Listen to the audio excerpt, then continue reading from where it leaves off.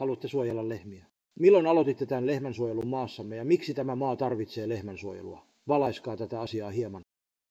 Aikojen alusta lähtien sanatan, dharman ja kulttuurin ylle sekä pyhän lehmän ja sen jälkeläisten ylle on kohdistunut tuhoavien voimien hyökkäyksiä. Lehmääiti ravitsee koko sanatan dharmaamme. Pyhän lehmän 5 nektarin panchagavya nauttimalla meidän viisaamme ja rishimme saavuttivat maailmankuulun kunnioitetun aseman ja saivat mainetta maailmassa. Mutta demoniset ja tuhoavat voimat ovat jo muinaisista ajoista lähtien hyökänneet pyhän lehmän ja sen jälkeläisten kimppuun. Mutta ne suuret henkilöt ja pyhimykset, jotka rakastavat lehmiä, pyrkivät aina suojelemaan pyhää lehmää ja sen jälkeläisiä.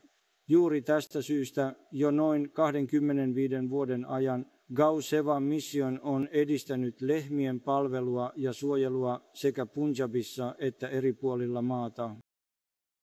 Punjabissa ja monilla alueilla maassa Gau Seva Mission toteuttaa lehmien palveluprojekteja karjatilojen kautta.